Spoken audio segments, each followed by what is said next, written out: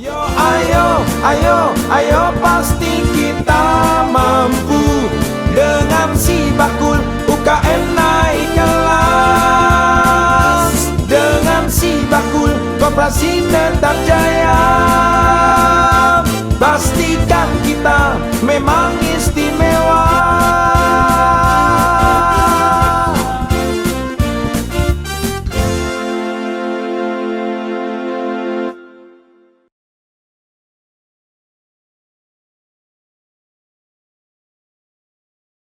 One 106.1 Geronimo The Real Sound of Jogja. Ketemu lagi Kak Jawda di Sidilan. Dan di episode kali ini si Bakul Jasa Desa Milangkori bakal mengangkat satu tema yang luar biasa ya.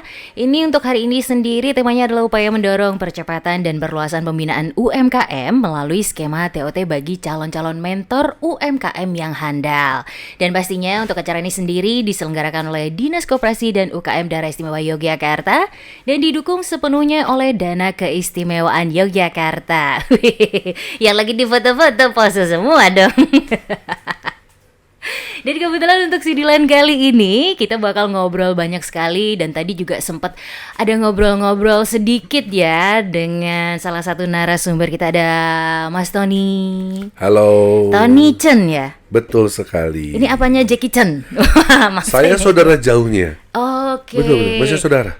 Serius? Iya, beda mama, lain papa. Jauh banget ya pokoknya. Saking jauhnya sampai bingung ya. Betul. Saya biasa dipanggil Coach Tony Chan gitu ya. Oke, baik. Saya kemarin dikasih tahu bakal ngobrol sama Mas Tony Chan. Saya sudah cari informasi nih. Oh, udah cari ya. Apakah saya harus belajar dasar-dasar kuda-kuda untuk silat atau gimana nih? Bukan. Yang penting makanannya harus pas kalau ngobrol sama saya. Iya. Oke, makanannya. baik. Karena makanan itu harus capcay, puyonghai, sama barongsai. Itu tadi Mas Tony Chan. Kemudian untuk narasumber kita berikutnya tentunya ada Mas Faiz. Ini udah pada kangen nih kayaknya sama Mas Faiz. Wah, untuk ngobrol-ngobrol bareng.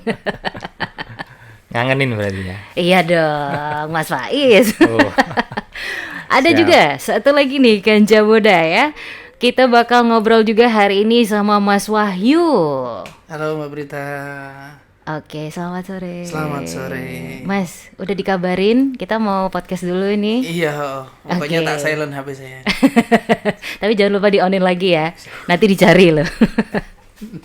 Oke, dengan tema kita kali ini sekali lagi untuk hari ini sendiri adalah upaya mendorong percepatan dan perluasan pembinaan UMKM melalui skema TOT bagi calon-calon mentor UMKM yang handal. Nah, untuk Mas Tony nih pertama nih, TOT sendiri nih mungkin bisa kayak dibantu jelasin mungkin ke Kanca Muda sebenarnya konsep seperti apa ini? Sebenarnya gini. Kita kembali dulu kepada kebutuhan UMKM sendiri. Bahwa dari pengalaman saya 10 tahun menjadi pelatih dan pendamping UMKM, banyak pihak itu yang berasumsi bahwa UMKM itu perlu dibina, UMKM itu perlu dilatih, bahwa ternyata nggak sesederhana itu. Karena buktinya saya melihat banyak sekali UMKM yang udah mengikuti banyak sekali pelatihan-pelatihan. Bahkan mungkin boleh dikatakan sudah muak kali ya dengan banyak sekali pelatihan, tetapi tidak sungguh-sungguh efektif meningkatkan skala bisnis mereka.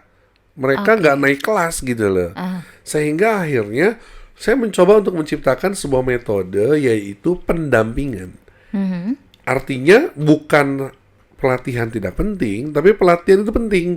Tetapi porsinya lebih banyak di pendampingannya.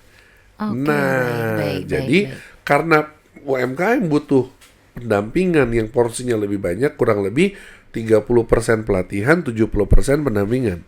Berarti kalau butuh pendampingan UMKM berarti butuh pendamping dong. Nah, butuh mentor yang bisa mendampingi UMKM. Dari situlah cikal bakal adanya TOT untuk mentor UMKM itu. Dasarnya di situ. Tapi by the way nih Mas Tony, TOT sendiri ini apa sih? Nah, Mas Faiz mungkin bisa jawab. TOT itu singkatan dari apa Mas Faiz?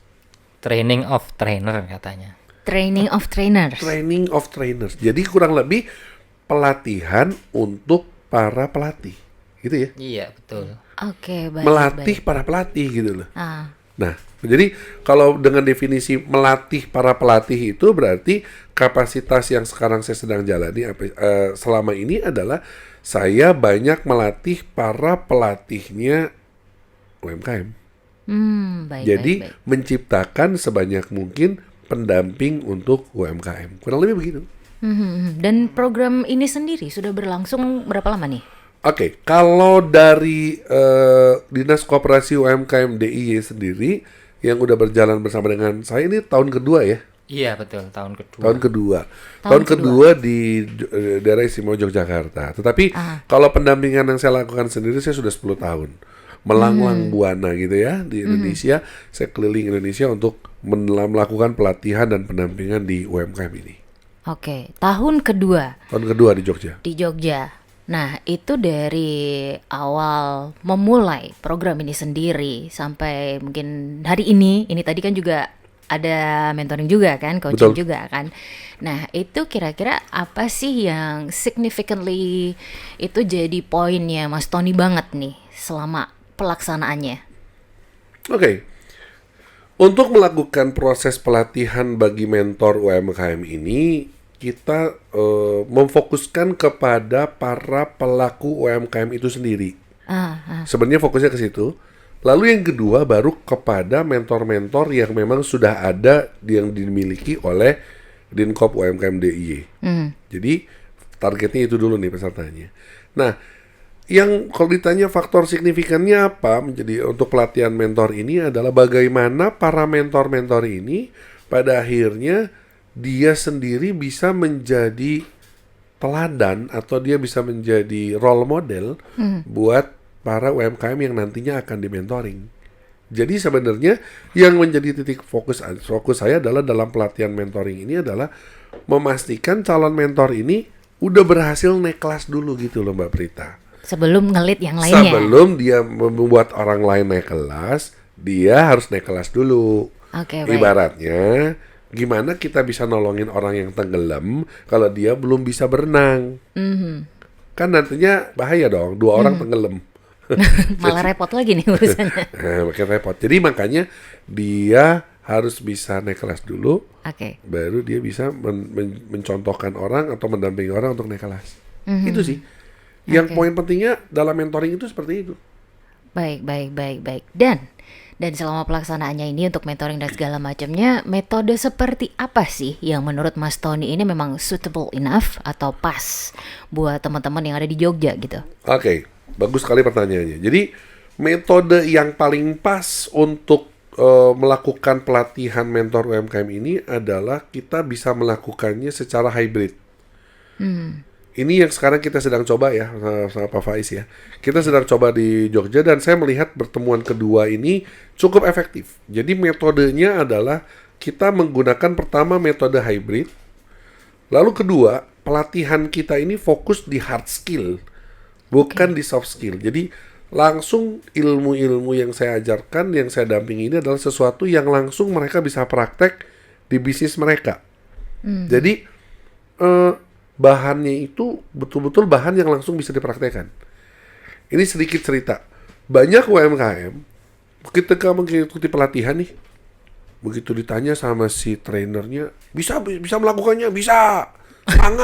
Semangat. Ayo kita pulang dan kita berubah naik kelas, siap. Ya. Oke. Ya, tetapi begitu udah nyampe di rumah, mereka bingung sendiri. Mulai dari mana ya saya gitu loh. Oh, I got it. Nah, itu loh ya. Jadi, saya sudah membuat yang namanya ada yang ketiga itu namanya mentoring form. Mentoring form itu jadi surat tugas, bukan surat tugas ya. Jadi apa ya namanya ya? Formulir tugas lah. Jadi begitu mereka pulang itu, mereka cuma tinggal mengisi form itu. Di situ sudah ada yang harus mereka lakukan. Nah, mereka tentu saja akan tahu cara ngisinya karena mereka baru saja dilatih, gitu kan? Iya. Jadi mereka dengan secara praktis dan mereka ketika mereka mengisi itu, mereka akan mengerti, oh ini loh yang harus saya ubah. Oh ini loh yang saya belum ada. Dan ketika mereka udah menemukan itu, mereka tahu juga bagaimana caranya supaya yang tadinya belum ada jadi ada. Oke, baik. Aku cukup Metodenya relate seperti sih, Mas. itu. Dengan konsep penggambaran kayak tadi, kita habis ikut mentoring, mungkin Mas Wahyu bisa mengkoreksi atau gimana atau menambahi gitu kan ya. Jadi ketika kita ikut mentoring itu tuh seems teorinya tuh gampang. Iya.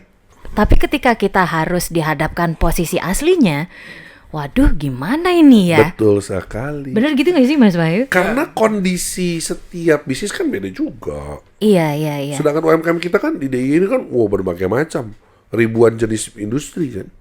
Artinya bagaimana caranya supaya ilmu yang satu itu bisa diterapkan di bisnis kuliner, di bisnis kerajinan, di bisnis jasa, ya kan? Nah, ya kan nggak mudah kan? Iya. Nah, dengan adanya mentoring form itu memudahkan.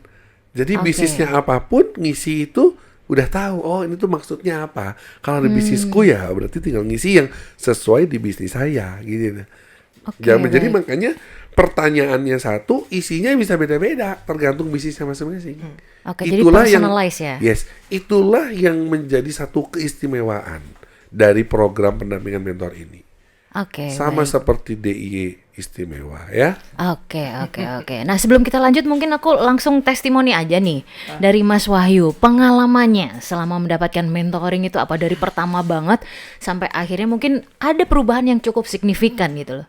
Ya kalau dari sisi perubahan jelas ya, karena ada tools yang kemudian bisa kita pakai dan itu kan aplikatif ya. Kemudian ketika kita itu misalnya mau melakukan perubahan itu kayak seolah-olah emang sudah dipandu di situ. Tinggal kita isi satu persatu pelan-pelan kayak gitu kan.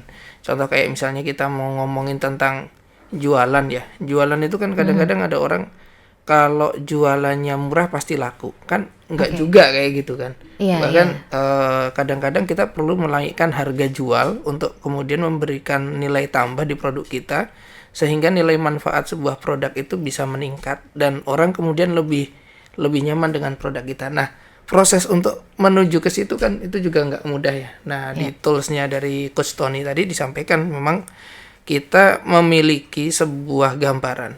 Kalau memang bisnis kita mau maju, ya dari tools itu kita sendiri ya harus ada perubahan. Dan proses perubahan itu tinggal mengikuti step by stepnya dan itu tidak begitu hard sih menurut saya. Kan kalau kita kan jujur ya, kalau model bisnis ada banyak ya, tapi kalau yang disampaikan oleh Coach Tony ini lebih soft, lebih relax, dan itu mudah untuk diikuti dan mudah untuk kemudian kita lakukan di bisnis kita, sehingga ketika kita menggunakan itu ya insya Allah perubahan itu pelan-pelan akan ada dan saya kira akan terukur kok ke depannya. Gitu. Jadi apa yang di-provide itu applicable ya Mas ya? Lebih tepatnya kayak gitu. Aplikatif ya, dan menurut saya solutif juga kayak gitu. Solutifnya gimana nih? Boleh solutifnya sederhana sih. Contoh misalnya begini, kita itu mau misalnya jualan es teh ya. Jualan es teh itu kalau sekedar jualan di angkringan, mohon maaf ya harganya segitu gitu ya. Tapi ketika kita kemudian mengemas es teh ini dengan kemasan yang lebih baik gitu ya, lalu kemudian kita ada branding di situ ya, bisa dibilang harganya naik ya. Cuman kan mengubah mindset menjadi, mohon maaf ya, dari angkringan bergeser ke angkringan istimewa gitu. Itu kan butuh proses ya. Iya. Butuh proses. UKM untuk kemudian ke sana itu kan secara mindset harus berubah dulu. Nah, sebelum kita melakukan tindakan itu ada beberapa poin yang memang itu disampaikan oleh Coach Tony bahwa UKM ini ya nggak boleh kalau misalnya mau maju ya harus berubah kayak gitu. Sehingga di situ ketika UKM sudah memutuskan untuk berubah, udah tinggal ngikutin step by step itu pelan-pelan nanti insya Allah akan terwujud kayak gitu. Oke ya, tinggal nurut aja. Tinggal nurut kayak gitu. Dan menurut saya itu lebih soft ya. Maksudnya tidak kemudian memaksa banget harus dengan perubahan ekstrim gitu, enggak sih. Ini lebih relax kayak gitu. Oke, baik. Saya cukup kesentil dengan kata perubahan. Dengan proses yang ada gitu kan Coach ya. Coach Tony, sebenarnya selama proses ini sendiri, kalau kita ngomongin soal perubahan ini, sebenarnya tuh idealnya dia itu harus perubahannya tuh punya kayak semacam durasi gitu nggak sih? Atau mungkin goalnya tuh sebaiknya tuh misalnya dalam jangka waktu 2 tahun dia harus sudah ada perubahan gitu. Sebenarnya Exact time-nya gitu. iya, sebenarnya perubahan itu bisa langsung cepat. Dari yang dialami sama teman-teman itu cepat. Jadi bahkan program belum selesai aja, itu perubahan udah langsung bisa kerasa. Oke. Itu yang terjadi. Perubahan itu langsung bisa kerasa. Karena saya itu langsung mendampingi itu langsung ke pusat masalahnya. Kayak contoh, ketika bicara mengenai produk gitu loh. Ya, saya langsung review produk mereka. Saya kasih tahu bagaimana cara membuat kemasan sebuah produk ini menarik. Gimana produk itu harus bisa berbicara. Contoh gitu ya. Saya mengajak setiap murid-murid saya itu untuk bisa mengerti bahwa produk itu harus bisa berbicara. Jadi saya ajarkan caranya. Contoh, saya bertanya, kamu siapa? Kenapa saya harus beli kamu? Apa kelebihan kamu? Aman nggak saya mengkonsumsi kamu? Cara saya mengkonsumsi kamu seperti apa? Nilai tambahnya apa? Gitu ya. Lalu kamu itu terdiri dari apa aja sih? Nah, pertanyaan-pertanyaan itu kalau itu mereka udah bisa jawab, produk mereka udah pasti naik kelas. Jadi saya langsung mengajarkan kepada mereka itu sesuatu yang langsung bisa mereka praktekkan dan langsung mereka bisa ubah. Bahkan sepulang dari pelatihan pun mereka langsung bisa ubah. Gitu. Dan kalau idealnya dari rata-rata pengalaman saya, pendampingan ini bisa berubah dalam waktu 16 minggu. 16 minggu itu sudah terasa perubahannya ya? Sudah sangat terasa 16 minggu. Itu udah 16 minggu itu udah banyak yang berubah ya. Oke, baik. Tetapi seringkali banyak orang nanya gini sama saya. Jaminannya berapa persen perubahan itu kan? Berapa banyak yang berubah gitu kan? Benar. Ini sebagai informasi nih ya, buat teman-teman semua yang mendengarkan acara ini, bahwa ternyata perubahan itu nggak mudah. Karena ada 3 tipe UMKM di Indonesia. Nah, ini menarik nih. Ada 3 tipe UMKM di Indonesia. Tipe pertama, saya sebut ini tipe quitters. Tipe quitters itu tipe yang nggak mau berubah. Tipenya yang, ayo ada pelatihan, datang aja nggak mau. Gitu loh. Padahal dikasih pelatihan, difasilitasi gratis, dikasih coach yang terbaik, nggak mau datang. Pak Faiz pengalaman ya? Ada ya tipe kayak gitu ya? Banyak itu. Lagi-lagi pulang bawa amplop. Nah itu. Itu. Ada yang cuma datang di tempat pelatihan tidur, pulang bawa amplop. Cuman gitu doang. Gitu. Ada. Gitu. Tipe quitters. Dilakukan nggak? Enggak. Dikasih tugas, dikerjain nggak? Enggak. Itu tipe quitters. Ada lagi tipe yang kedua. Tipe namanya tipe campers. Atau tipe yang suka dalam zona nyaman. Nah, tipe zona nyaman itu gini. Datang pelatihan, datang. Ditanya, bisa ngerti? Mau melakukan? Mau. Mau berubah? Mau. Begitu nyampe rumah, dilakukan nggak? Nggak. Atau kalau nggak, dia melakukan sesuatu yang menurut dia suka aja. Kalau yang susah, ini gampang saya lakukan. Ini susah, saya nggak mau lakukan. Itu dia. Itu namanya tipe campers. Itu tipe kedua ya. Tipe kedua. Tipe ketiga, ini yang calon sukses. Tipe climbers. Climbers itu pendaki. Nah, tipe pendaki itu adalah tipe yang mau terus belajar. Nggak ngerti, tanya. Kadang-kadang orang-orang seperti ini menyibukkan waktu saya ya.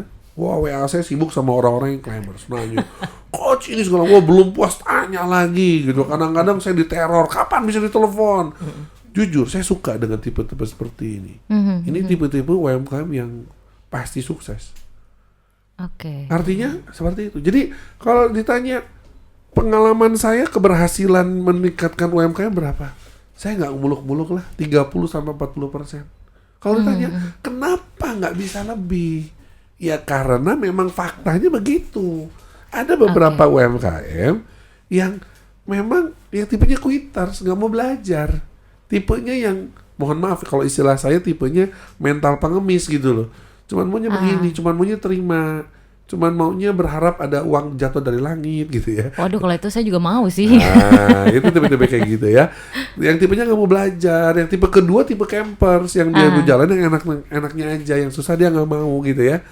Nah, itu gak susah gitu loh. Jadi makanya saya merasa bahwa yang perlu diubah itu di awal itu adalah bagaimana mindset para UMKM ini disadarkan. Makanya saya seringkali bilang, banyak UMKM yang perlu ditolong, ya saya setuju. Banyak UMKM yang perlu didampingi, ya saya setuju. Tapi nggak semua UMKM layak untuk ditolong. Nggak semua UMKM layak untuk didampingi. Kenapa? Ujung-ujungnya kita cuman, mohon maaf nih, ngabisin budget, ngabisin anggaran, coachnya cuman habis cuman buat air minum karena serak gitu ya, ngajar terus berbusa-busa, tapi nggak ada hasil gitu. Oke, baik. Ada yang cukup menarik di sini nih ya dari penjelasan Coach Tony soal tidak semua UMKM perlu ditolong. Nah, ini kayaknya aku pengen menanyakan ke Pak Faiz nih ya, yang selama ini bersamai teman-teman UMKM. Nah, tentang konsep seperti ini, kalau dari Pak Faiz sendiri seperti apa nih? Mungkin bisa dikasih gambarannya yang sudah terjadi selama ini gitu. Iya, jadi kami sepakat sebenarnya dengan Coach Tony itu, bahwa tidak semua UMKM perlu ditolong. Tapi kami sebagai fungsi pembinaan ya, tentunya kami membuat sebuah tools yang bisa membatasi UMKM yang tipe pertama tadi, Quitters itu tipe tadi. quitter. Boleh mereka ikut, tapi kan tercatat di sistem kami. Nanti kalau ikut terus, apalagi pelatihan yang sama, disimpulkan bahwa itu bukan yang layak untuk diteruskan untuk pembinaannya. Jadi baik. kami ada sistem Sibakul Jogja ya. Di situ bisa memetakan 6 aspek usaha dari tiap UMKM. Di situ fungsinya apa? Kami memetakan, tentu kami memberikan materi pelatihan, pembinaan dan sebagainya itu sesuai dengan kelas mereka. Jadi jangan sampai dalam satu kelas itu campur levelnya. Ada yang sudah tinggi, sudah sebenarnya nggak cocok untuk mendapatkan materi itu, ada yang sama sekali masih di level yang rendah, seperti itu. Jadi selain agar tepat sasaran, kemudian di situ juga ada riwayatnya, semacam rekam medisnya seperti itu, bahwa UKMA sudah pernah mengikuti pelatihan A, B, C dan seterusnya. Nah, tiap periode kami mendorong UMKM khususnya ya, yang sudah mengikuti pelatihan atau pameran atau fasilitasi yang lain dari dinas itu untuk mengupdate datanya, data usahanya, supaya kami bisa melihat perkembangan dari usahanya. Jadi kami bisa mengevaluasi, katakanlah sudah mengikuti pelatihan digital marketing, setelah jangka waktu tertentu sudah naik belum skor untuk digital marketingnya. Artinya kalau sudah naik, oh berarti dia boleh ikut pelatihan lainnya yang untuk semakin advance seperti itu. Jadi kelas-kelas pelatihannya sesuai dengan kurikulum sesuai kelas itu kan ada, boleh nanti melanjutkan. Tapi kalau yang ngikut di kami kemudian tidak ada informasi lebih lanjut atau dia kelasnya masih tetap itu saja, dan kami kan ada rekam jejaknya itu. Rekam jejaknya dia hanya mengikuti dari satu pelatihan ke pelatihan yang lain. Hobinya ya ikut pelatihan. Dari satu dinas provinsi ke kabupaten ke dinas yang lain yang masih ada hubungannya dengan usaha UMKM. Itu tentu menjadi pertimbangan kami saat membuka kuota untuk mengikuti fasilitas pelatihan. Baik. Gitu. Berarti ada semacam penilaian ya. Jadi untuk penilaian ini sendiri, selain dilihat dari mungkin perkembangan usahanya, ada faktor lain nggak sih yang menjadi variabel penilaiannya sendiri? Jadi penilaian itu sifatnya self assessment. Jadi UKM masing-masing sesuai dengan kondisinya masing-masing ngisi semacam form gitu di sistem. Nanti keluarnya adalah skor dan nilai tiap aspeknya. Kalau ditanya apa aspeknya, itu ada 6 aspek yang kita nilai. Ada aspek kelembagaan, usaha, aspek SDM, aspek produksi, aspek pemasaran, aspek keuangan, dan aspek digitalisasi usahanya. Gitu. Jadi masing-masing aspek nanti akan keluar diagram jaring laba-labanya. Dia sudah kuat di aspek apa, yang masih lemah di aspek apa. Itu berguna juga bagi kami, bagi teman-teman konsultan, bagi mentor-mentor kami untuk bisa menilai kondisi usaha dan perkembangannya dari tiap UKM itu. Oke, baik. Menarik ya. Ternyata ini semacam kayak sekolah sebenarnya ya. Iya. Betul. Oke. Dan Dan yang nggak cuma sekolah, Mbak Prita. Jadi di sini kita kan seperti sekolah, setuju. Jadi mentor ikut sekolah nih. Iya. Begitu mentor yang udah naik kelas, kita bisa kasih kesempatan mentor yang naik kelas itu jadi guru, jadi mentor. Oke, seru ya ternyata Itu di ya. sini. Itu uniknya program ini TOT itu. Oke, baik. Dan aku ini baru dengar pertama kali juga tentang ada 3 tipe itu tadi. Iya. Yang quitters, terus campers dan juga Climbers. climbers. Oke, baik. Seru sih ya. Nah, kalau dari Coach Tony, selama program ini berjalan, sekali lagi gitu kan ya, sampai sejauh ini juga kira-kira ada kelemahan nggak sih yang muncul akhirnya terus diketahui sama Coach Tony, dan ini oke lah, ayo segera diperbaiki gitu. Ada. Yang cukup signifikan itu. Kelemahannya cuma satu. UMKM itu banyak yang belum melek digital. Itu. Karena gini, gimana caranya kita bisa menjangkau UMKM dengan jumlah yang banyak, mereka semua pada naik kelas dengan cepat dalam waktu yang sangat efektif dengan jumlah yang banyak. Itu perlu dukungan dari digitalisasi kan. Iya. Nah, permasalahannya terjadi. Ini udah pertemuan kedua nih. Waktu pertemuan pertama tuh, waduh, itu di grup WA ribut semua urusan. Ini gimana caranya bikin tugas? Even masuk Google Drive aja nggak ngerti. Even ngisi di Google Sheet aja nggak ngerti. Gitu loh. Ini PR besar. Sebenarnya PR besar buat kita semua, buat saya juga. Bagaimana caranya mereka itu melek digital? Nah sekarang gini. Kalau untuk urusan Excel atau Google Spreadsheet aja mereka nggak ngerti, gimana nanti saya ngajarin laporan keuangan? Nah, itu dia. Sekarang gimana caranya bikin laporan keuangan, betul nggak? Kalau mereka sendiri belum terbiasa dengan tabel-tabel spreadsheet, gitu kan?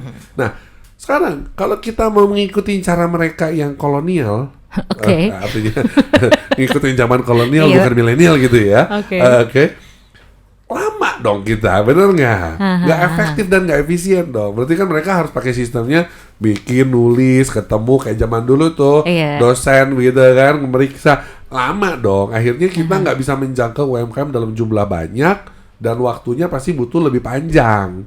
Nah, jadi makanya kelemahan program ini cuma satu. Ketika UMKM yang dipilih atau yang diikutsertakan ini masih belum melek digital. Itu kelemahannya cuma itu. Karena begitu mereka semua melek digital, setidaknya gini lah, nggak harus canggih-canggih amat lah. Setidaknya mereka udah ngerti Google, mereka bisa masuk ke Google Drive, ngisi di Google Sheet. Oh itu udah terbukti kok, cepat kok. Mereka berkembangnya cepat. Saya melihat ada beberapa peserta, 50% peserta yang udah sekitar 50% yang sekarang ya gelombang ini. Karena sekarang saya sedang melatih 300 calon mentor UMKM, sekitar 150-nya udah lumayan terbiasa masuk ke Google Sheet, mereka mengisi, ada yang mengisi lewat laptop, mengisi lewat handphone, cepet kok. Cepet banget. Saya langsung bisa TikToknya cepet. Ngisi komentarnya sekali cepat, dan ketika saya ngisi ngisi catatan mentor, mereka langsung berubah. Jadi proses coaching itu berlangsung itu kan paling enak kalau lewat dunia digital ya. Iya, bisa real time gitu. Nggak perlu mereka download file, terus kirim file, lalu begitu habis kirim file, saya download lagi, saya isi lagi, kirim lagi. Kapan kelarnya ya kan? Oke, baik. Ternyata itu ya poin kelemahan yang ditemukan ya. Itu saja sih. Yang lain-lainnya saya rasa bisa teratasi semua dan saya rasa hampir tidak ada kelemahan. Cuman itu aja. Oke. Ketika semua peserta melek digital, saya rasa proses itu mentoring asik banget. Oke. Enak banget. Oke, siap. Pak Faiz, dengan adanya kendala yang seperti ini, kira-kira untuk dari dinas sendiri, apa yang bisa dilakukan gitu loh? Apa yang nantinya akan difasilitasi selain mungkin ada mentoring gitu? Iya, itu sebenarnya sindiran juga bagi kami itu tadi ya.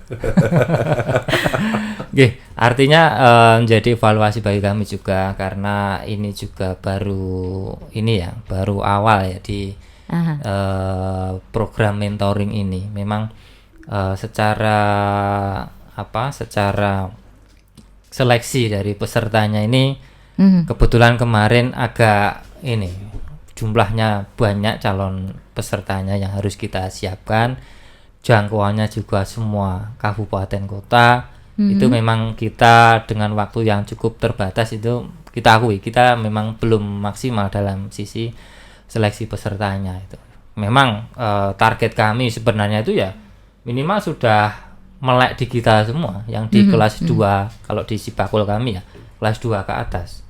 Tapi karena tadi kembali lagi ke keterbatasan dari kapasitas kemudian personil kami itu akhirnya ya kita melibatkan akses yang ke kabupaten kota yang cukup mudah yang melalui carian kami akhirnya kita menyerahkan sebagian besar ke mereka untuk ini loh kami minta tolong dicarikan ke calon-calon mentor dengan kriteria sebisa mungkin yang sudah bisnisnya sudah jalan, sudah punya karyawan, sudah terbiasa dengan digitalisasi. Tapi pada kenyataannya itu memang ya mungkin baru 50% dari harapan. Tapi nggak apa-apa.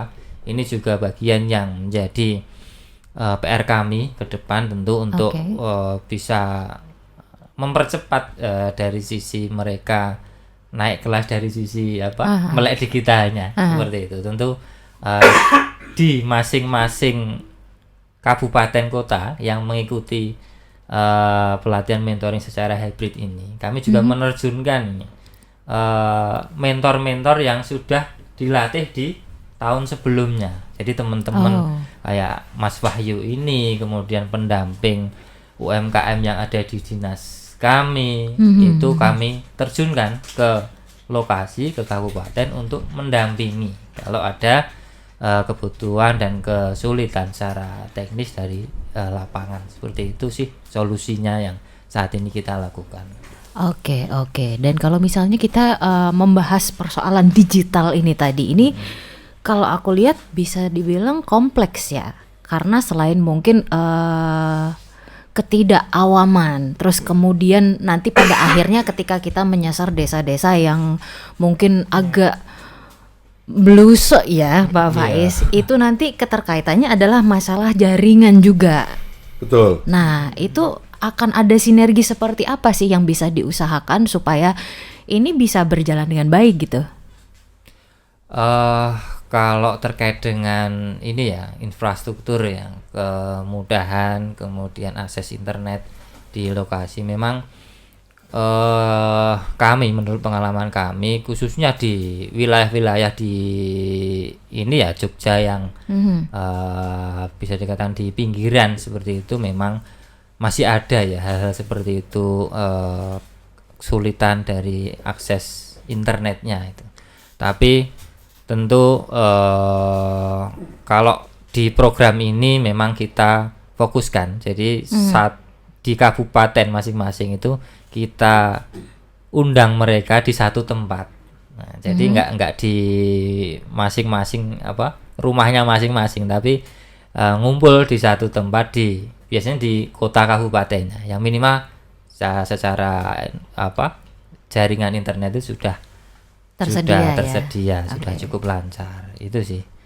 Oke, itu yang dilakukan untuk mengatasi atau mempersempit permasalahan ini gapnya tuh biar nggak terlalu lebar banget ya antara kebutuhan yang ini sama yang ini, biar bisa agak ya jadi satu lah, biar ketemu gitu. Nah, cukup menarik juga di permasalahan digital ini ya, karena kan gimana pun kalau misalnya kita ngomongin hybrid, ini kan sebenarnya kita mencoba untuk mempersempit jarak. Betul, seperti itu. Nah, mungkin untuk masalah ini aku pengen sedikit tanya-tanya lagi nih sama Mas Wahyu. Mas, kalau boleh tahu untuk usahanya Mas Wahyu ini yang selama ini berjalan tuh di bidang apa sih? Kalau saya sih selain di trainer, saya di ini dokumentasi. Dokumentasi. Jadi kita punya usaha di Wahyu DSLR Fotografi. Terus kemudian kita punya jasa untuk foto sama dokumentasi. Oke, baik. Nah, kalau untuk seperti ini kan memang sangat dibutuhkan sekali ya, yang berbau-bau digital biar cepet gitu kan ya Mas. Apalagi kalau kliennya tuh, ayo wes tak endang, kayak ayo buruan cepetan gitu kan. Nah, kalau dari pengalaman Mas Wahyu sendiri ini ya, tadi kan kita sempat sedikit meng-highlight kelemahan yang ada adalah mengenai digitalisasi semua pekerjaan gitu loh, biar cepet gitu tadi. Nah, apa pengalaman menarik dari Mas Wahyu ini sendiri terkait hal ini? Kalau dari saya secara pribadi memang akses internet itu kan di Jogja tidak merata ya. Artinya untuk di kota sendiri kan akses bisa dibilang kenceng. Terus kemudian kalau masuk di kabupaten kota ya, di kabupaten atau di kotanya, di sentralnya masih kuat. Tapi ketika sudah mulai masuk pelosok, sinyal mulai menurun, kemudian akses komunikasi kurang dan sebagainya. Makanya tadi saya sepakat disampaikan program ini memang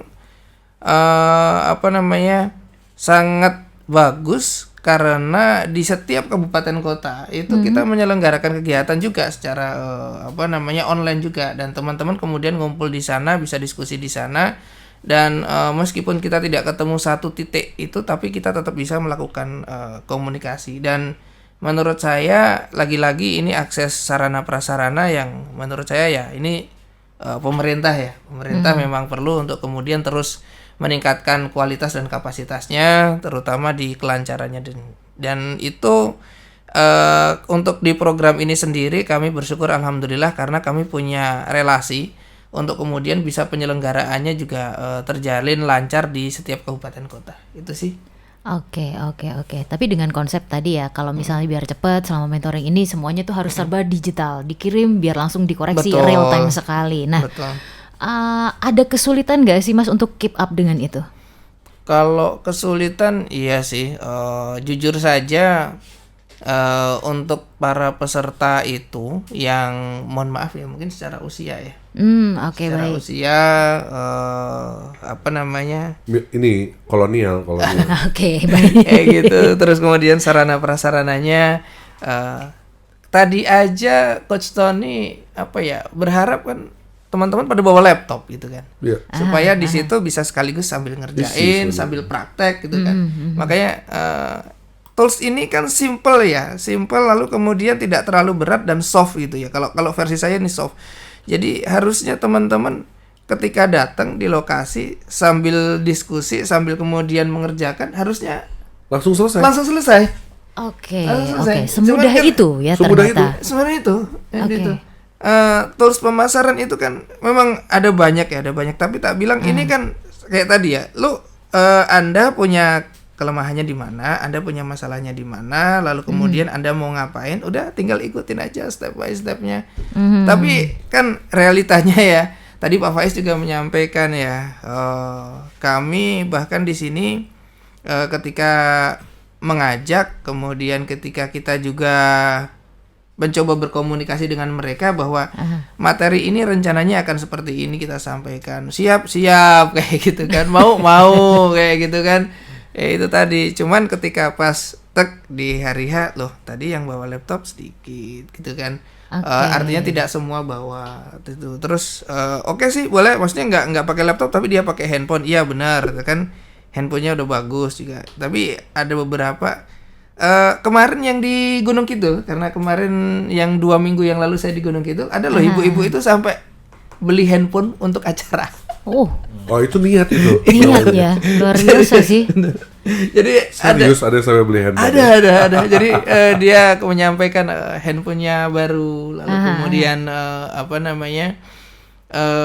kemarin itu ya inilah lagi-lagi kesulitannya, kadang-kadang emailnya apa lupa password gitu. Kan susah. Susah ya. Jadi yes oke. Tapi ya ini kebetulan kami juga dibantu dalam pelaksanaan oleh teman-teman mahasiswa MSIB juga di program ini, sehingga hal-hal yang sederhana ini menjadi lebih mudah untuk diatasi. Walaupun memang belum teratasi sepenuhnya karena memang banyak sekali dari para pelaku usaha yang belum begitu melek terhadap digitalisasi, itu bisa mengikuti dengan cepat kayak gitu. Oke, baik. Luar biasa ya, ada yang sampai beli HP baru untuk bisa keep up dengan ini semua dan dia bisa naik kelas. Oke, nah terkait hal ini saya pengen balik ke Coach Tony sih sebenarnya ya. Kalau kita ngomongin mentoring apapun itu, termasuk mungkin yang ini ya. Datang, oke, kita semangat berapi-api, pulang ya udah. Kayak energy saving mode lagi gitu kan ya, ngelokro lagi, lemes lagi, bingung mau ngapain, apalagi kalau udah ketemu bingungnya ini tadi, bubar gitu kan ya. Untuk memaintain itu biar dia sustain sampai akhirnya dia bisa mengaplikasikannya ke usahanya dia. Nah itu seperti apa sih yang paling efektif menurut Coach Tony? Oke, yang paling efektif ada 2. Jadi gini, yang pertama adalah dari sisi si trainernya sendiri atau dari sisi pelatihnya sendiri, ya. Bagaimana kemampuan dia untuk memotivasi perubahan itu, ya. Jadi itu nomor 1. Jadi kadang-kadang ada beberapa trainer yang justru malah bikin semangatnya down. Contoh, udahlah kalau kamu modal kayak gini udah pasti kamu nggak bisa. Waduh. Ibaratnya contoh gini, kalau kamu gini aja nggak bisa, udahlah, forget it. Itu ada tuh yang begitu. Trainer. Tapi makanya trainer itu harus bisa begini, Bu, pasti bisa. Ayo, kalau sekarang nggak bisa, kalau kita belajar pasti bisa. Hal seperti ini pasti ibu bisa. Nah, motivasi jadi dari sisi trainernya juga harus bisa memotivasi dan memaintain, itu dia. Lalu yang kedua dari sisi toolsnya. Jadi pertama dari sisi toolsnya. Jadi bagaimana kita bisa menciptakan sebuah tools yang begitu sederhana, begitu sangat aplikatif, solutif, dan tools itu betul-betul bisa dijalanin gitu loh. Artinya nggak cuma hanya sesuatu yang membingungkan lalu bikin tambah pusing, tapi tools itu yang betul-betul langsung bisa dijalanin. Jadi kalau dari menurut saya 2 hal itulah yang penting untuk supaya bisa perubahan itu betul-betul bisa terjadi. Jadi dari sisi trainernya dan dari sisi toolsnya. Karena balik lagi 2 hal itulah yang akan bisa membangun sebuah habit yang baru sampai terjadi perubahan. Oke. Jadi kalau misalnya boleh saya tarik kesimpulan, cari yang doable dulu kalau misalnya mau melakukan sebuah perubahan. Betul. Seperti itu. Iya, betul. Oke, baik. Double itu. Yang bisa dikerjakan dan itu memang sesuai dengan kapasitasnya si orang ini tadi. Betul. Oke, bener gitu, Mas Wahyu? Ya, paling tidak kita perlu secara kemampuan kan kita perlu ya, perlu memiliki pengetahuan, kemampuan gitu ya. Tapi kita juga ada tuntutan di situ untuk kemudian kembali lagi soal IT, kita harus paham cara menggunakannya. Ada tools yang mudah, semudah apapun lah toolsnya itu. Kalau dirinya memang tidak mau berubah juga nggak bisa. Semudah apapun toolsnya, kalau dia kemudian tidak memiliki sarana prasarana itu juga tidak bisa. Maka dari itu emang menurut saya ya itu memang yang harus ada sih. Selain dari sisi UKM-nya, makanya tadi kalau saya mencermati lagi ya, program ini akan jauh lebih berhasil kalau pesertanya adalah tipikal climber semua. Oke, seperti itu. Baik. Dan dari aspek-aspek yang ada dan apa yang sudah kita bicarakan dari tadi gitu kan ya. Kalau menurut Pak Faiz yang sudah kayak nemenin teman-teman di UMKM ini beberapa tahun ke belakang gitu kan ya. Apa sih kalau dari Pak Faiz sendiri yang jadi highlight dan itu mungkin memang perlu segera diadakan perubahan juga selain mungkin masalah digitalisasi ini tadi gitu. Iya. Kalau menurut kami pengalaman kami selama ini, kalau bicara tentang teknis ilmu praktisnya untuk bisa menjadi solusi bagi peningkatan usahanya itu hal yang mudah sebenarnya dicari dimanapun, termasuk di dinas, di internet banyak sekali. Cuma yang selama ini menjadi kendala ya seperti yang disampaikan Coach Tony tadi, bahwa modal utamanya berusaha itu kan sebenarnya ada di kemauan, kesungguhannya. Itu kalau yang tipe-tipe quitter tadi, nah itu gimana caranya harus dikuatkan mindsetnya. Jadi mindset usahanya, mindset bisnisnya itu yang selalu kita tekankan setiap kami mengantarkan sebuah pelatihan, itu pasti kita selipkan terkait dengan bagaimana Bapak Ibu yang ikut pelatihan tersebut tidak berhenti hanya di pelatihan itu selesai, tapi bisa dilanjutkan dengan diterapkan di usahanya. Dan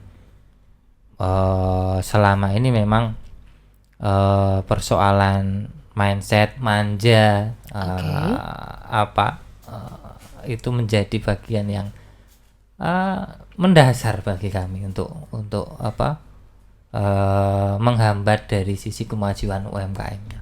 Dan itu ya kami butuh tentunya selain yang sudah kami lakukan selama ini dengan kami banyak kelas-kelas, termasuk kelas motivasi usaha, kelas bisnis Selasa pagi dan sebagainya.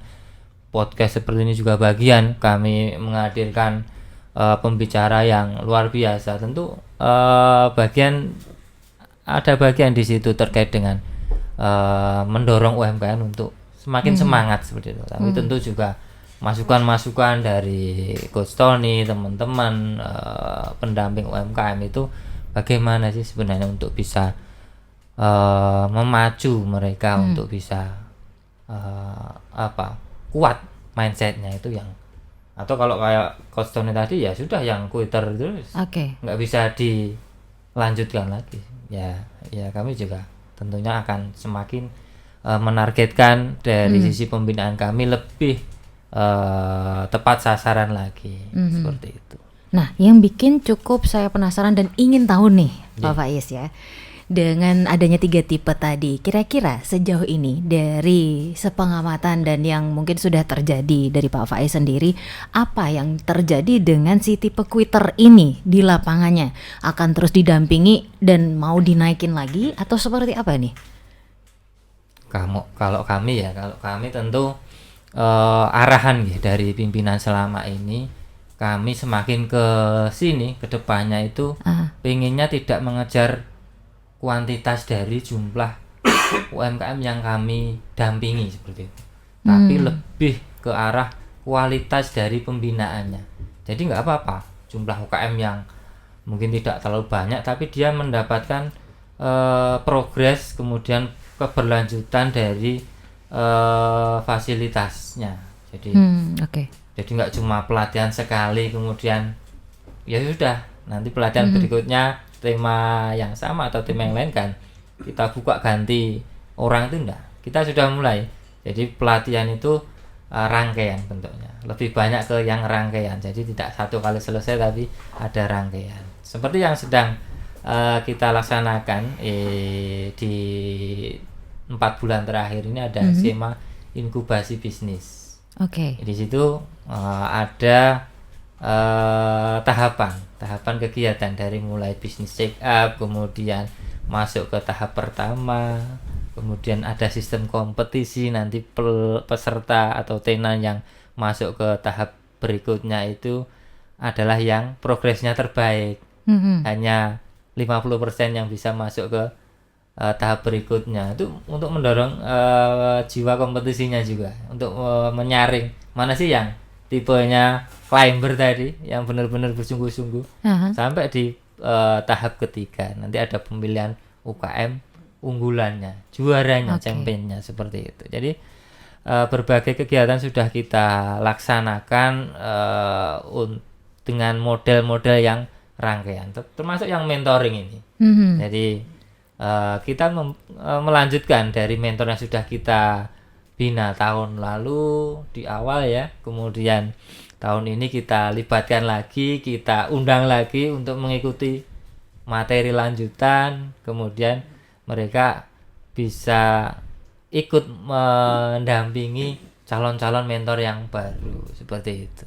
Oke, jadi dididik untuk jadi mentor yang akhirnya nanti yang dididik ini bisa membagikan lagi ilmunya ya, getok tular seperti itu kalau orang Jawa bilang. Oke, akhirnya saya ingin tanya nih sama Coach Tony. Ya. Nah, sebenarnya cara yang paling cukup mutakhir, futuristik atau apapun itu sebutannya ya, untuk seseorang punya modal yang cukup kuat untuk memulai usaha biar nggak masuk tipe quitter ini tadi. Kalau misalnya katakanlah saya nih coach pengen mulai usaha, tapi itu biasanya ada ketakutan yang banyak banget tiba-tiba muncul. Mulai dari segi modal lah, terus nanti kalau udah jalan, terus dia terseok-seok seperti apa nih? Nah, ketakutan-ketakutan itu tuh how to overcome gitu. Oke, nah ini banyak hal yang ditanyakan kepada saya juga sama. Jadi sebenarnya untuk memulai sebuah usaha bagi pelaku usaha UMKM itu bukan saya mohon maaf nih, ada beberapa brand yang mengatakan katanya mulai aja dulu gitu ya. Kalau saya bukan mulai aja dulu. Kalau saya bilang tulis aja dulu. Karena semua harus tulis dulu. Karena semua harus ada datanya dulu. Coba kamu gambarkan. Kamu mau jadi seperti apa? Produknya apa? Mereknya apa? Lalu kamu pemasarannya kemana? Targetnya apa? Nilai tambahnya apa? Apa yang membedakan kamu sama kompetitor?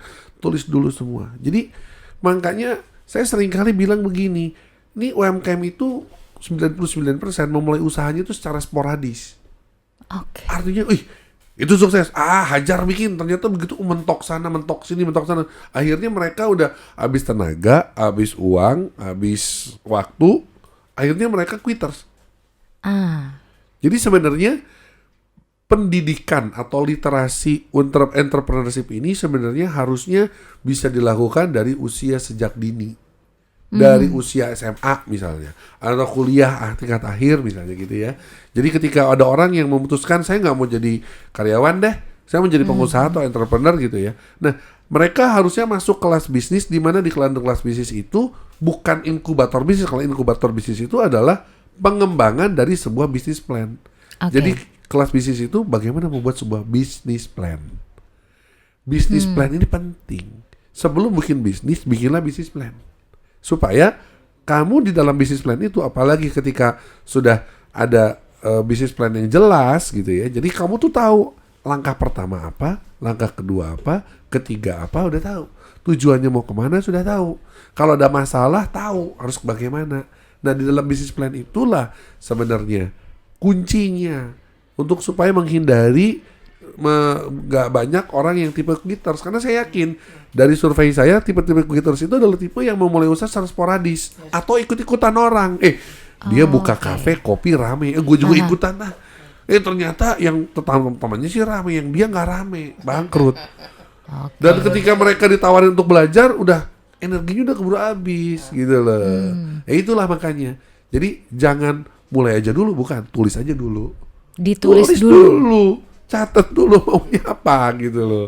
Jadi makanya sebenarnya ini juga ada masukan buat Pak Faiz dan buat teman-teman di dinas untuk menghindari hal-hal seperti itu. Sebenarnya pendidikan entrepreneurship itu harus dimulai dari sejak usia dini. Sebelum para UMKM ini berjamur dan membuat usahanya di mana-mana, pelatihan-pelatihan seperti itu harus dimulai dulu. Karena seringkali saya menemukan saya harus beresin UMKM yang udah keburu kecemplung.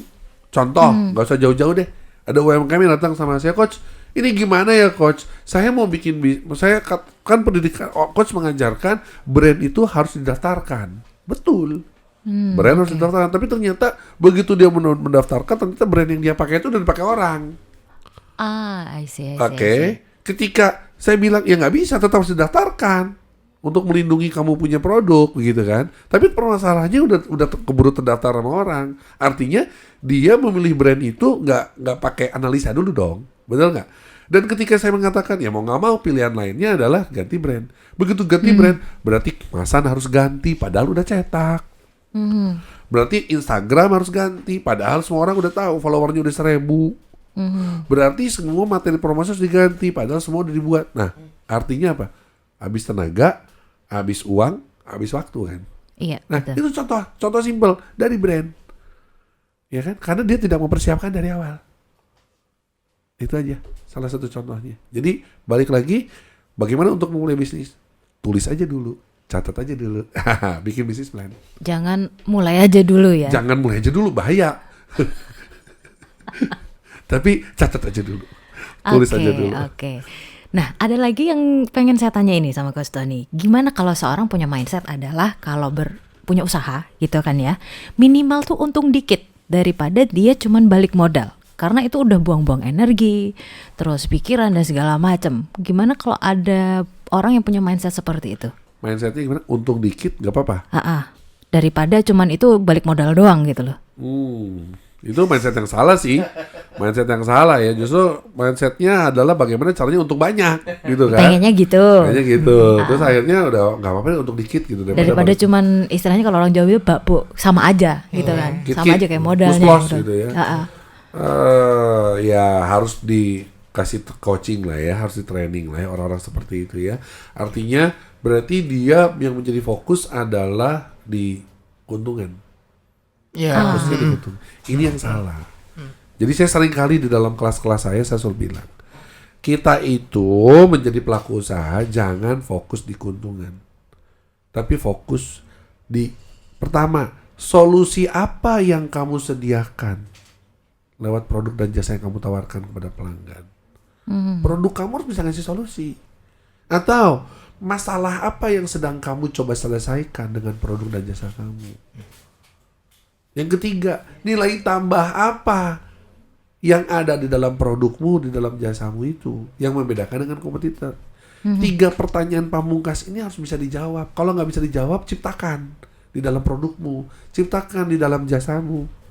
Karena ketika kita bisa menjawab 3 pertanyaan ini, itu untung cuan itu datang sendiri. Oke. Kenapa banyak orang susah bersaing, susah jualan? Karena nggak punya nilai tambah. Karena produknya nggak berusaha untuk menyelesaikan masalah. Karena produknya nggak bisa ngasih solusi terhadap sesuatu masalah yang ada di masyarakat, misalnya begitu. Jadi ciptakan produk yang punya nilai tambah lah. Jadi mindset seperti itu harus dihilangin ya. Jadi bikin bisnis itu harus yang bisnis yang punya nilai tambah. Harus ada pembeda lah. Gitu. Baik. Dan untuk menemukan itu kita harus research dulu. Research dong. Makanya ditulis dulu itu tadi ya. Ditulis dulu itu tadi, betul.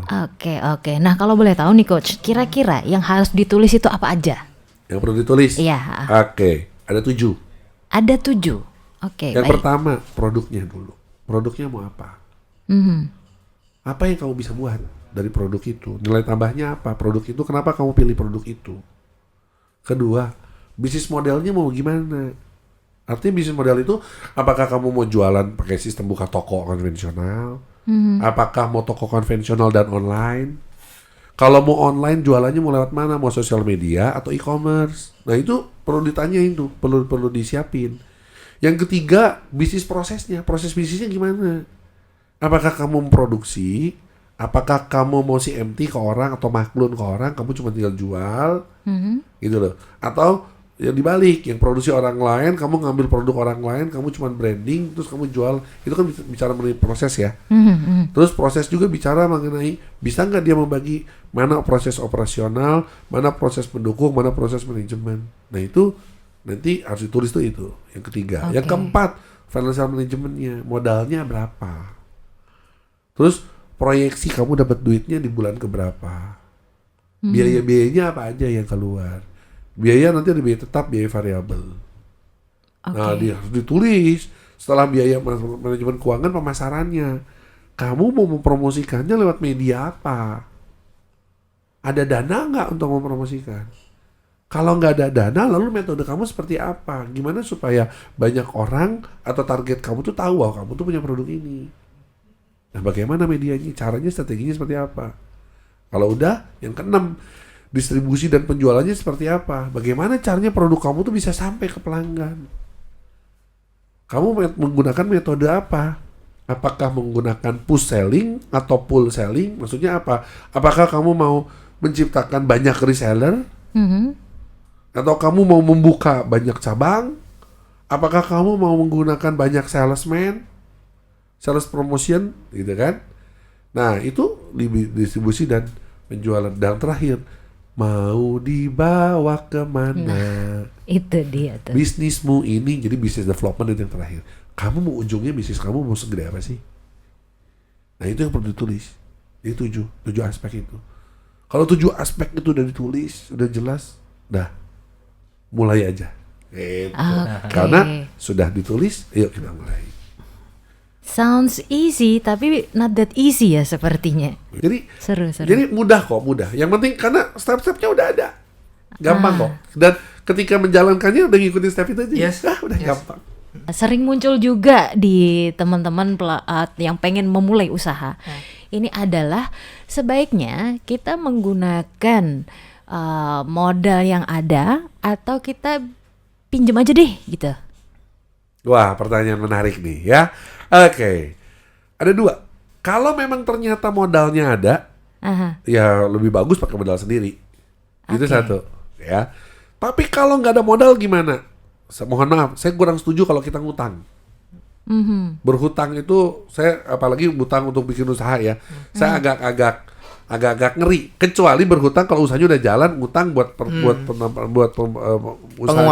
modal itu boleh. Tapi kalau untuk baru mulai usaha dimulai dengan ngutang, nah itu kan resiko ya.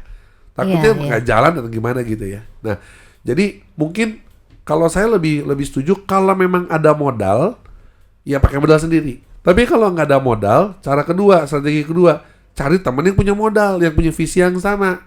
Diajak join gitu loh. Kalau ternyata orang itu nggak mau join, ada cara ketiga. Silahkan kamu bikin bisnis plan yang menarik. Undang investor untuk mau invest di bisnis kamu. I see. Cocok. Oke. Ya, 3 itu. Kalau punya modal, pakai modal sendiri. Kalau nggak punya, cari partner. Oke, baik. Kalau nggak punya partner, temennya kere-kere semua, ya bikinlah yang bagus. Gitu ya.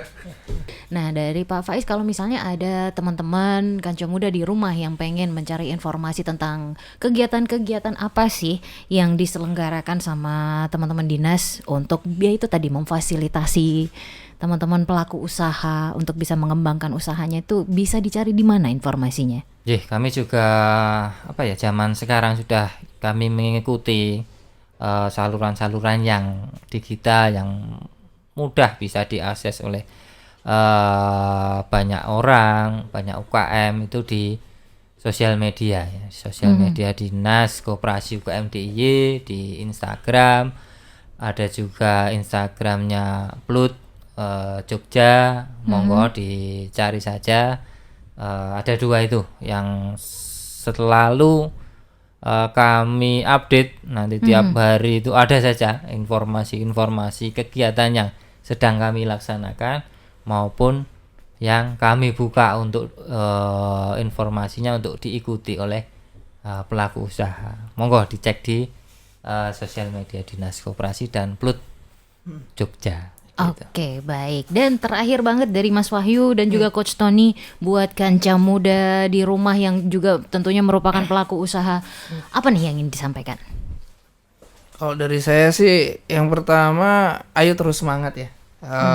Bisnis itu kan sebuah ibadah ya, karena lewat produk kita membantu orang lain, lewat produk kita juga membantu memecahkan masalah orang lain. Jadi ayo terus semangat. Yang kedua, ayo terus belajar ya, karena kalau saya sih mengimani kalau thalabul ilmi itu kan faridotun ya, jadi wajib. Jadi kita kalau misalnya mau tambah sukses usahanya, ayo terus belajar, ayo ditingkatkan ilmunya, ayo dipelajari metode-metodenya. Dan pastinya yang ketiga, jangan lupa kalau memang itu hal yang baik, ajak teman-teman yang lain, manfaatkan Dinas Koperasi, Instagramnya tadi ya @diskopukm.diy sama @plutjogja. Nanti info-infonya di sana. Jadi ajak teman-teman sebanyak-banyaknya yang pingin berwirausaha, ayo gabung di Plut, ayo gabung di Dinas Koperasi supaya mendapatkan banyak manfaat, banyak sarana prasarana dan juga banyak fasilitas yang bisa membantu pertumbuhan UMKM. Saya kira itu sih. Jadi ayo terus semangat, ayo terus belajar, dan ayo manfaatkan fasilitas yang ada terutama dari pemerintah untuk pertumbuhan bisnis kita semua. Oke. Saya kira gitu, makasih. Baik, terima kasih Mas Wahyu. Dari Coach Tony? Oke, kalau dari saya, buat para UMKM dimanapun Anda berada, yang penting itu kalau mau sukses itu, bagi UMKM itu, pertama, mindsetnya jangan mindset lokal, tapi harus mindsetnya global. Jadi mungkin hari ini bisnismu mikro, bahkan mikri mungkin ya, lebih kecil dari mikro gitu ya. Nggak apa-apa, tapi yang penting mindsetnya global. Ya, jadi jangan berpikiran sempit, tapi mari kita berpikir luas. Berpikirlah seperti korporasi berpikir. Itu kalau mau naik kelas ya ke sana. Dan yang kedua, harus selalu haus dan lapar. Haus dan lapar sama yang namanya ilmu. Harus selalu haus dan lapar yang namanya belajar. Investasi itu leher ke atas. Jadi duit itu jangan cuma dipakai buat jajan, buat jalan-jalan, penting itu dua, itu penting. Tetapi penting juga mari kita investasi leher ke atas. Banyak baca, banyak belajar. Sekarang udah bahkan belajar itu udah murah. Tinggal buka IG, TikTok aja banyak ilmu bagus-bagus kok sekarang. YouTube banyak ilmu bagus-bagus, ilmu bisnis. Ya. Dan yang ketiga, Anda nggak akan pernah bisa sukses kalau Anda nggak punya teman perjalanan, teman seperjalanan. Atau artinya milikilah seorang pendamping bisnis yang bisa ngasih tahu Anda, kamu tuh salah loh. Kamu tuh harus belok ini loh. Kamu harus punya pendamping bisnis. Because success is a journey, not a destination. So the important thing is not a destination, but with whom you walk with. Dengan siapa kamu berjalan. Ya, jadi pastikan kamu punya teman seperjalanan yang tepat. Carilah teman-teman yang mampu memberikan faktor penambah dan pengali.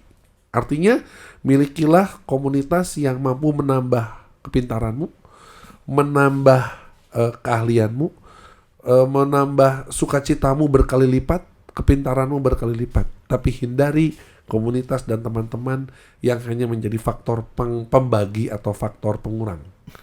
Yang mengurangi kebahagiaanmu, mengurangi isi dompetmu, dan membagi cintamu, membagi fokusmu. Hati-hati. Ya, itu dia. Oke, baik. Terima kasih Coach Tony. Terima kasih Pak Faiz juga untuk waktunya, Mas Wahyu. Thank you. Nah, terima kasih juga buat Kanca Muda yang udah dengerin kita di Sidilan Si Bakul Jajah Deso Milangkori edisi kali ini ya. Kita ketemu lagi secepatnya di destinasi berikutnya pastinya ya. Jadi ditungguin aja terus, dan pastinya acara ini diselenggarakan oleh Dinas Koperasi dan UKM Daerah Istimewa Yogyakarta dan didukung sepenuhnya oleh Dana Keistimewaan Yogyakarta. Kalau gitu kita semua pamit ya. Love Jogja and you. Bye-bye. Bye.